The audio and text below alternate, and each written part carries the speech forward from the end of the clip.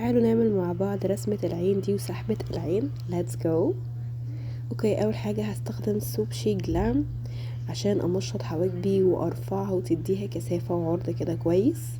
زي ما انتم شايفين، اهم حاجة في تمشيطة الحواجب ان احنا يكون عندنا صبر وما نستعجلش عشان نتأكد ان كل الشعر مرفوع، لان لو شعرية واحدة نايمة بتأثر في شكل الشيب بتاع الحاجب وبتبان شكلها مش حلو. فلازم التأني خالص وانا بمشط الحواجب كده زي ما انتم شايفين بالراحة، وايدي تقيلة مش خفيفة، بس خلي بالك لا تشيلي شعر حواجبك يعني. واستخدمت مصحح الحواجب بتاعي من سارة روز، بعمل الفراغات بس حاجة بسيطة ببروش انجل، هي نفس البروش اللي انا استخدمتها الحواجب بس دي انجل الناحية التانية بتاعتها. باخد حاجات بسيطة جدا هير باي هير زي ما انتوا شايفين، مش عايزة اخلي الحاجب تقيل قوي ولا حاجة. بصوا باجي عند الراس كده حاجة بسيطة برضو عشان كله يبقى متموه في بعض، مش بحددها ولا خليها مدببة زي زمان، لا خالص. بصوا كله مموه ازاي، كله في الاخر هير باي هير، اللي هو انا اصلا يعتبر ما حطيتش تاني برودكت، انا كل ده بمسح البروش اصلا. هستخدم كونسيلر بي بي مايت سينما، وبعد كده هبدأ انور تحت العين او سوري تحت الحاجب، عشان ابقى انا عرفت خلاص المقاسات اللي انا عايزاها لحاجبي، والباقي اللي انا هستخدمه لعيني وهرسم فيه اللي انا عايزاه. فانا كده بظبط المساحة اللي انا محتاجاها ومنها بنور تحت الحاجب. لازم كل حاجة يكون فيها تأني.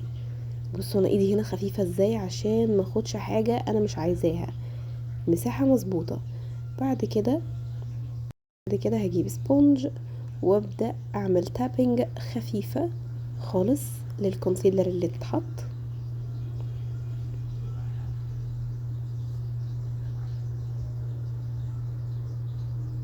هجيب بالة تكنيك، انا زعلانة على اللونين اللي وقعوا اتكسروا دول بجد، بس ماشي هنكمل. خدت اللون النبيتي الغامق ده كده زي ما انتوا شايفين، وبدأت ببرش، هي مش ستريت بس هي رفنوعة شوية، بس برضو فيها برودكت، بتاخد برودكت كتير.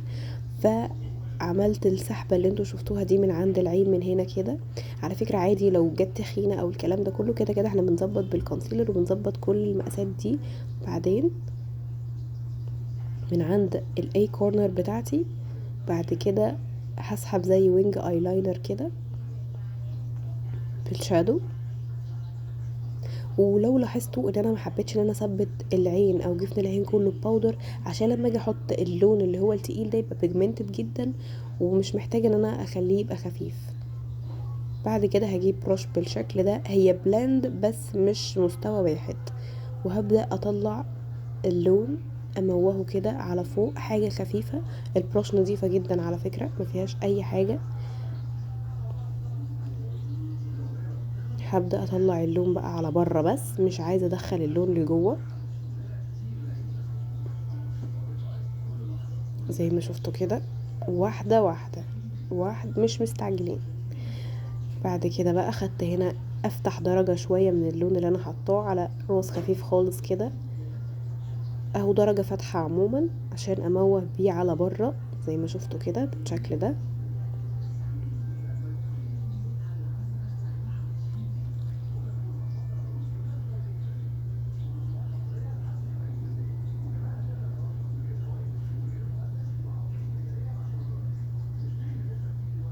بصوا اللون اتموه ازاي، بان له ملامح، بقى متحدد كده شويه من جوه ومموه من بره على خفيف خالص. عادي لو طلعت شويه على الحاجب عادي عشان تبان السحبه، عشان انا عيني مبطنه، فان انا اسحب عيني بيبقى بالنسبه لي مجهود بجد عشان احول من عيني مبطنه لعين مسحوبه وواسعه.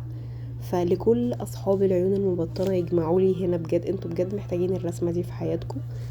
فاوكي، هاخد برضو وينج الايلاينر اللي انا عملته ده وبسحب منه على بره زي ما انتوا شايفين، ما بدخلش بقى حاجه جوه في الفراغ الابيض اللي انا سايباه في النص ده، لا بسحب لتحت كده والبره بس بالشكل ده كده. بعد كده هجيب الجليتر بتاعي ده من دارس شيد 1 لؤلؤي خالص زي ما انتم شايفين، وهحط في المكان الفاضي الابيض بقى كل اللي انا ما حطيتش فيه. ببدا احدد خلاص المعالم اللي انا مش عايزاها، والمعالم اللي انا عايزاها اللي احط فيها الجليتر عشان تنور بقى العين وتبان الرسمه اكتر.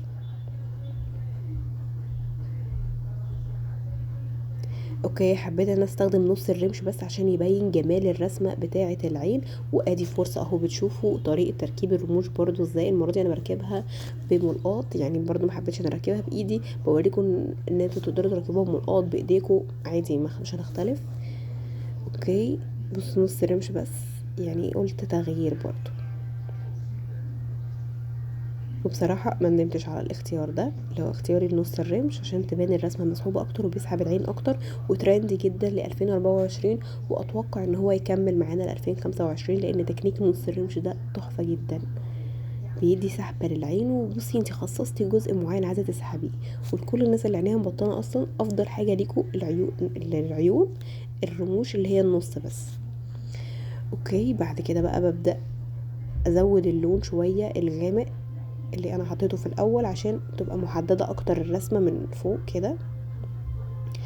بعد كده هجيب اللون النبيتي برضو الغامق اللي انا حطيته، هحطه تحت العين بقى عشان نقوي العين شوية، بين مسحوبة اكتر زي ما انتوا شايفين كده.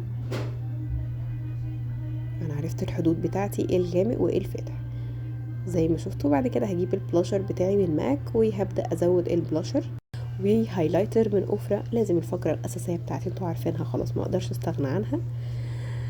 اوكي بس انا بصراحة بقيت بقلل في حوار الهايلايتر، يعني مش بعتمده اعتماد اساسي، مجرد يبقى جلوي اكتر بس للبشرة، يبقى شكلها صحي اكتر.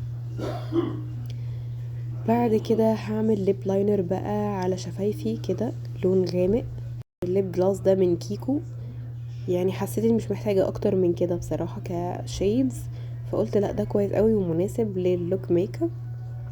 وحسيت ان في الاخر ضرب فعلا على لون الشادو اللي في عيني وماتشي جدا مع البلوزة وماتشي كله. ف this is my final look. اتمنى يكون الفيديو عجبكم.